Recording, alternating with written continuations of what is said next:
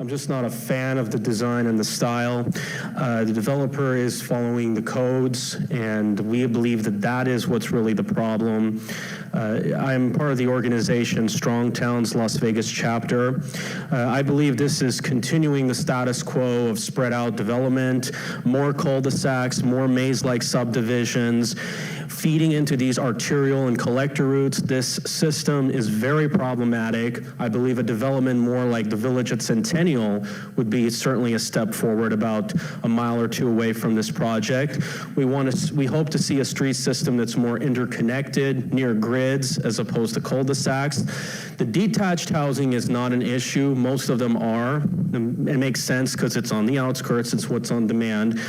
But in terms of other uses, we hope to see more live-work buildings as opposed to strip malls. And by the way, I'm pretty concerned about gated areas. This system is causing a lot of congestion, headaches. It's getting out of hand, and there's no evidence that it actually produces a more safer environment. Look, I've been confused. Now I'm really starting to see what's going on. This thing's been going on for like 15 years, and I think it's getting kind of annoying, to be honest with you. You know, we had a recall election several years ago about this situation, and the points are very valid. We do have a housing shortage. We need to expand housing supply, but I think that the solution to this is more of a compromise.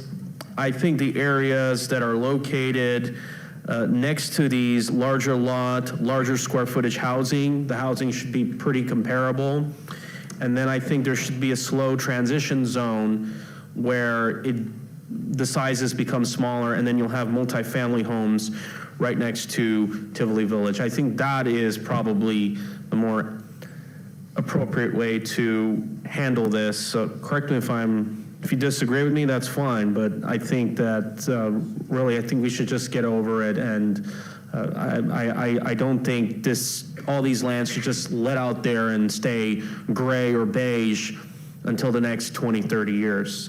We are pushing for traditional planning as opposed to the modern system that we have now. It's car-dependent sprawl. Everything else, we have organizations all over the continent.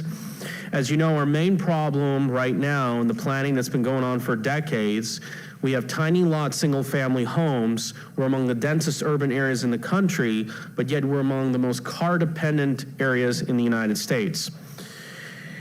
One of the aspects that we're trying to fight is what we call stroads, also known as arterials, collector roads. Typically, they go 35 to 55 miles an hour.